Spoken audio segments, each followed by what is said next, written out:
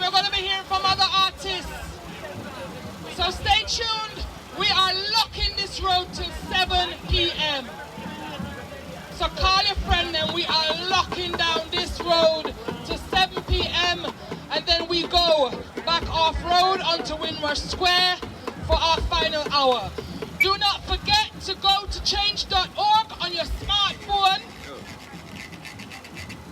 Search Stop the Mangamizi, MAANGAMIZI. You sign that petition online.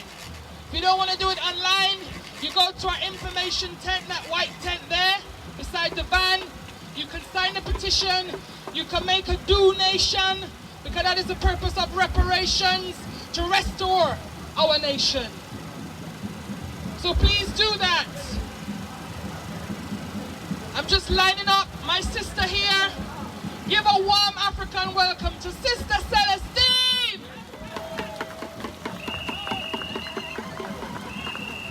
Greetings, brothers and sisters. I have a message that I'd like to share with you. But the words, the interpretation, is completely down to you. I'm happy for you to interpret it in the way that you feel. But this song was written about home, and about home being a safe place, a place where we can repair, a place where we can be nourished, a place where judgment will not kill you. So this song is called Just Come Home.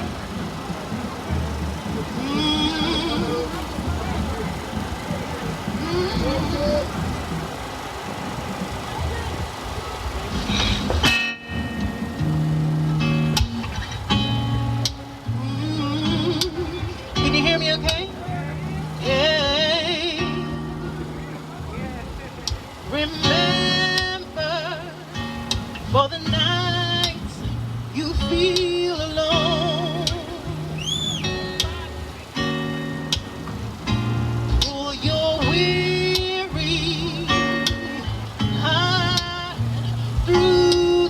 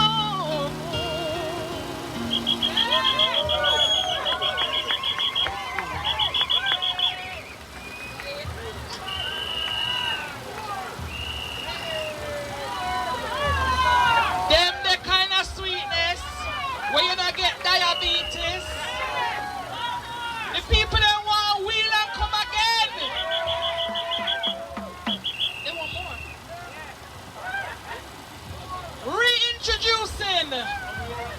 Sister Celestine, Brother Dennis Jadu, I'm lining you up. Thank you. Thank you so much. In this moment, one of my idols, one of my largest influences, I think that she would be proud to see all of us here together. So I'm going to dedicate this to all of us here and all those who couldn't be here but wanted to be. I dedicate this to Nina Simone.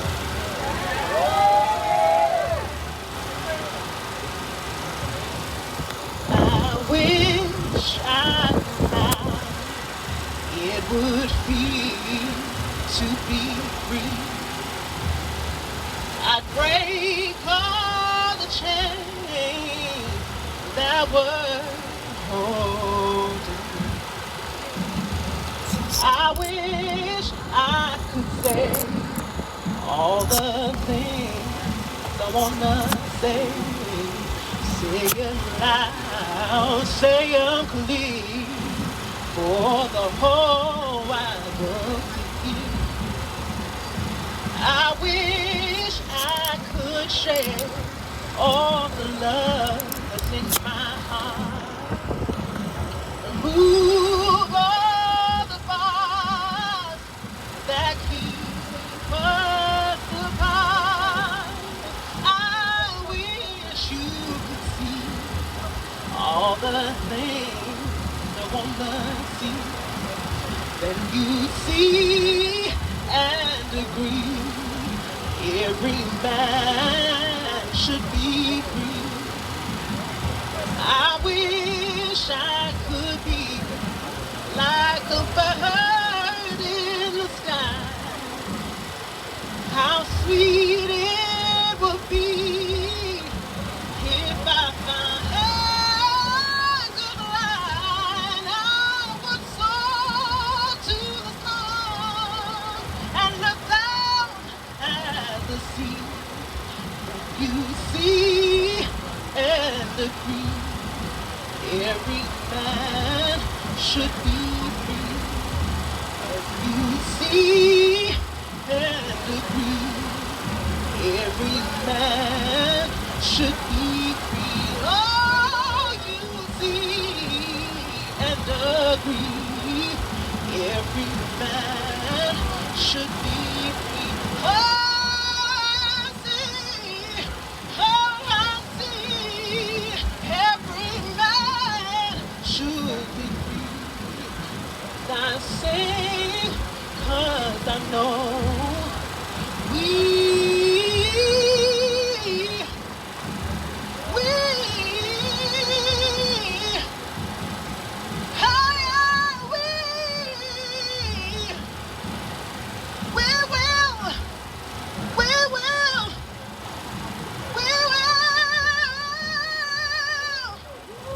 we will be free by any means necessary.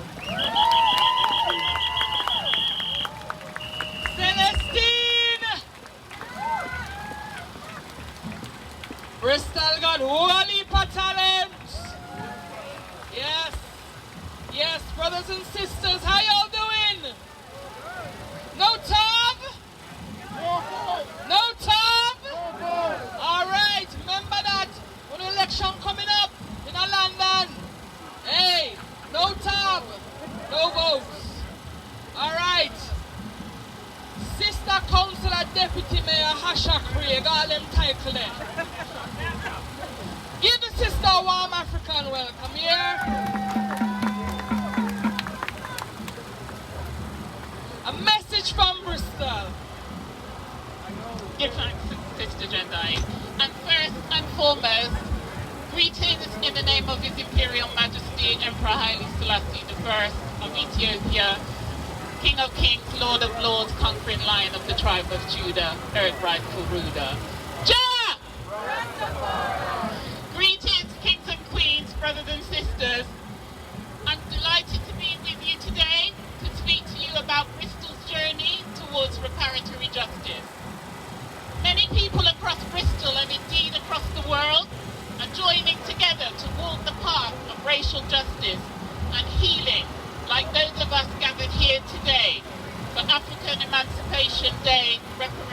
rebellion. It is important to do some deep introspection about how those of us from the African diaspora relate to each other, and how those of us and seek to heal from the racial wounds of the past and indeed the present. This healing cannot take place until we connect with others on the path towards reparatory justice. It's no secret that Bristol is recognised as one of the most desirable places to live and work here in the UK. You've just heard Celestine. Look at the kind of talent that we have coming out of our city. We have a very diverse arts and cultural scene that is celebrated, but this is in complete contrast to the experiences of people from the African diaspora in our city who experience greater disadvantage in education, employment, economic prosperity, which has now been further and disproportionately impacted by the virus. Before statues were being toppled, there had been many calls from community activists to move forward the debate on Bristol's role in the transatlantic trafficking in enslaved Africans. The city and its merchants grew rich on the profits of trading in our ancestors, and the call for action was clear. Over recent months, and you will have heard from Sister Cleo, reparations and atonement motions have been debated by a growing number of local authorities around the country. And in March of this year, I'm proud to say that Bristol passed its own reparations motion. The motion was brought forward following a series of dialogue over many years. Predominantly, that dialogue was amongst and between ourselves. But if we are to truly affect change, our conversations have to be much broader than preaching to those of us who are already converted. I have to admit, I was very frustrated in the earlier calls for that motion when it failed at full council. But my view and that of the mayor was that it had to have the full support not only of the council, but of the city and of African heritage communities themselves. No political point scoring. It wasn't about Labour, it wasn't about Green, it was about African people. We need to acknowledge that the debate on reparations needs to be shaped by the whole community, both in terms of the concept, the work that had yet to be done to ready the city for a discussion, and also ensuring that there is shared understanding amongst ourselves and our allies.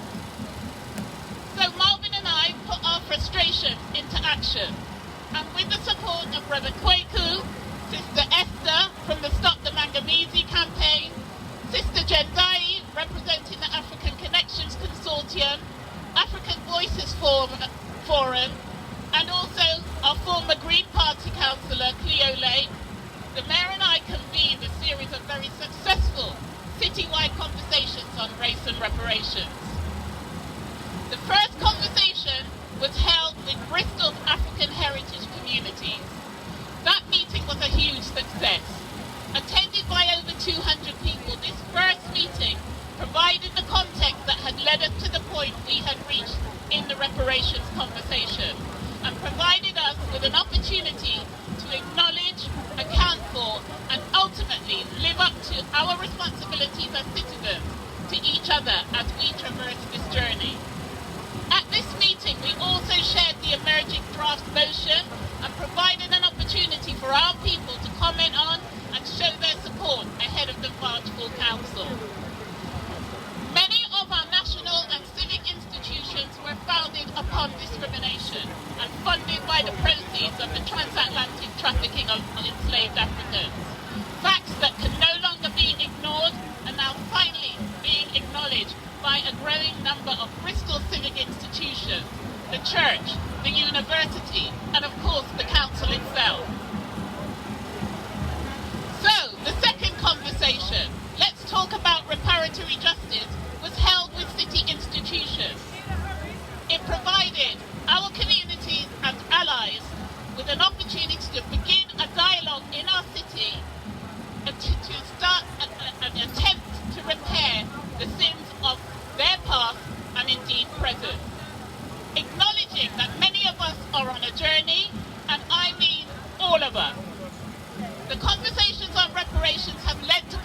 taken by many of us, with the popular view being that it's all about financial compensation. But we all know that it is far more complex than that.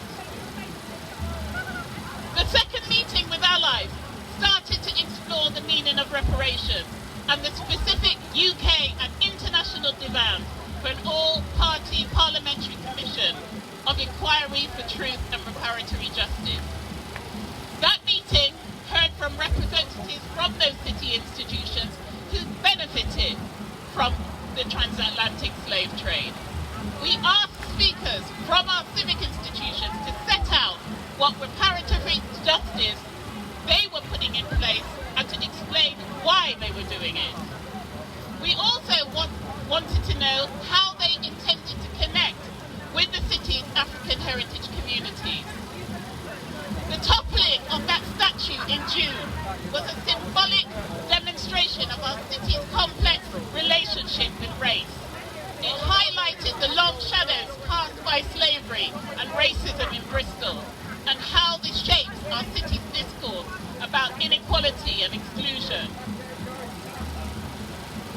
Cleo talked to you a little about Project Truth, and I just wanted to give you some background because you need to understand that we were on this journey, as I said, for many years.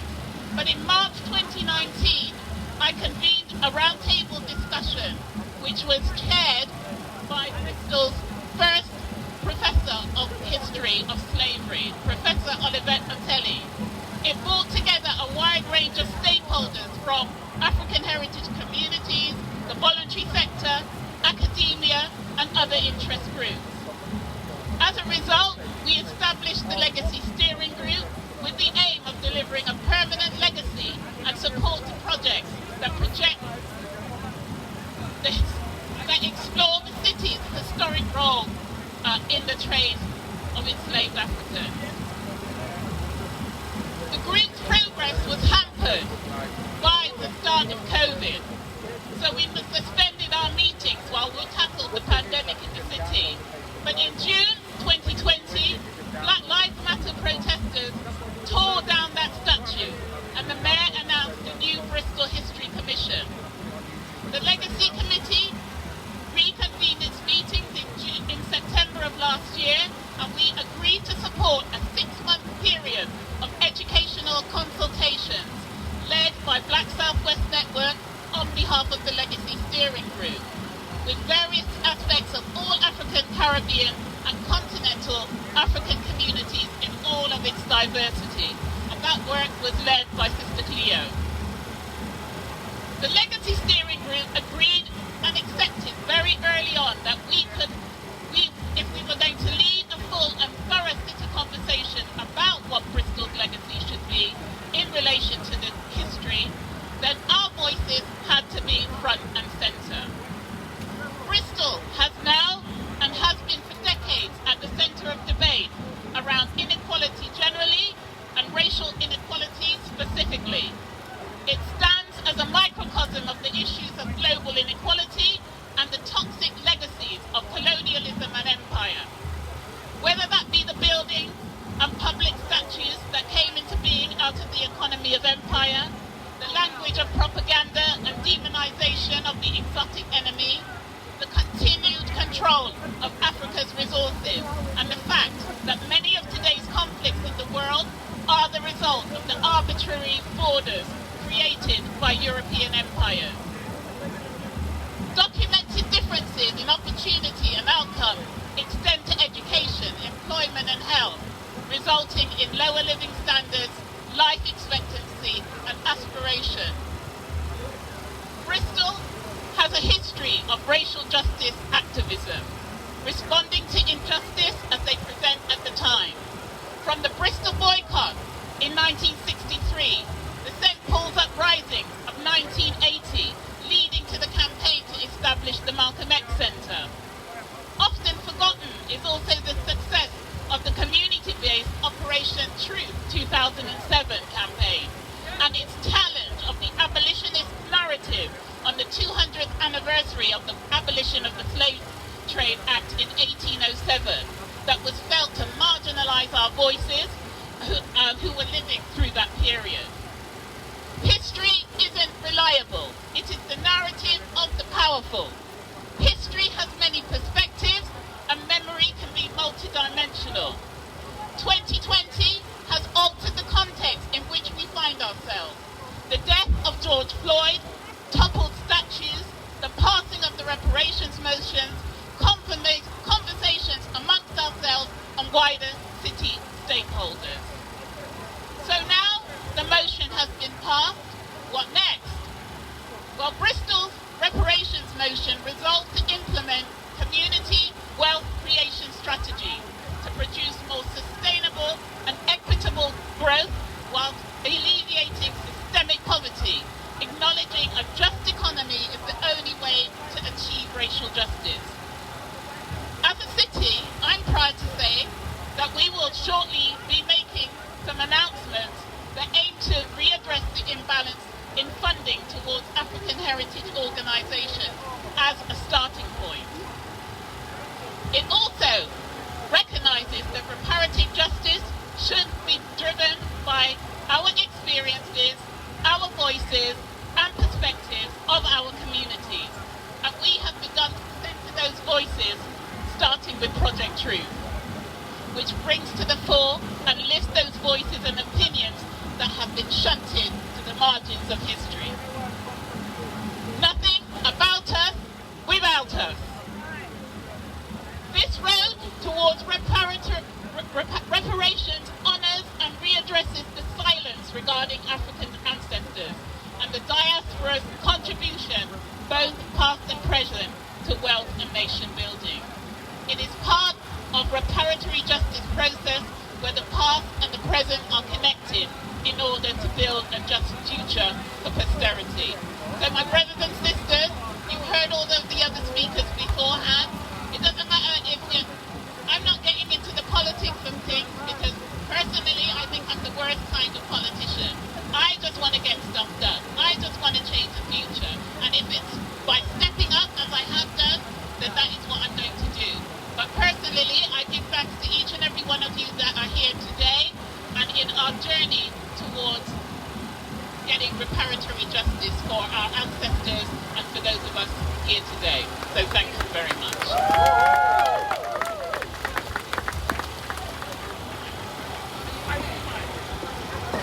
Sister Deputy Mayor Councillor Asher Craig from Bristol. Let's hear her.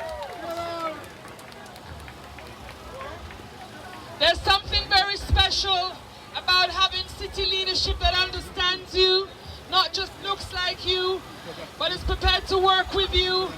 And this is what you can establish through the Global African Reparations Forum of London, through GARFL. GARFL, you heard of them earlier when Sister Marlene was saying no tab, no tab. That was the Global African Reparations Forum of London. You need to get engaged, brothers and sisters, because Bristol are lead on us. And London is the city with the most Africans. The most. Well, some pia amount we have in Bristol, you know. The little small, dibby. But we are do things. You understand? So look, time is running. And some people have to take transport back to the city they've come from. So I'm going to introduce to you now the founder of the Windrush International, the Windrush National Organization. And this is Brother Bishop Des Jadu. Can I give him a warm African welcome, please? Hey, good evening, everybody. Good evening. Come on, you know something? When I speak, it's interaction, so let's try again. Good evening, everybody. Good evening. Brothers and sisters, greetings. Greetings. Do you know something? I've heard everybody speak today, but you know what? When we go home tonight, what are we going to do tomorrow? Come on now, what are you going to do tomorrow? You know, we have so many issues that we face as a people. We have the Windrush scandal. We have people dying. We hear about a mass deportation flight to Jamaica on the 11th of August of people with of people with children.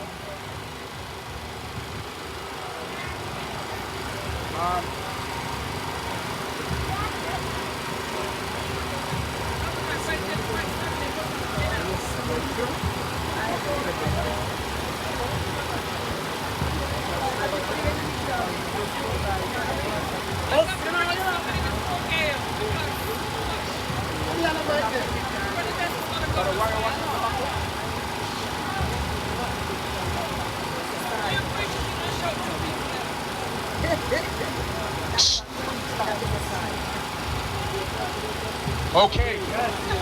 Well, you know, no weapon formed against us is gonna stop us, okay?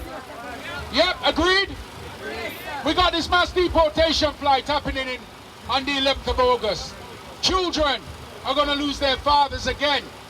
Listen, folks, I'm here to tell you today, we need to unite. We need to galvanize the strength we have.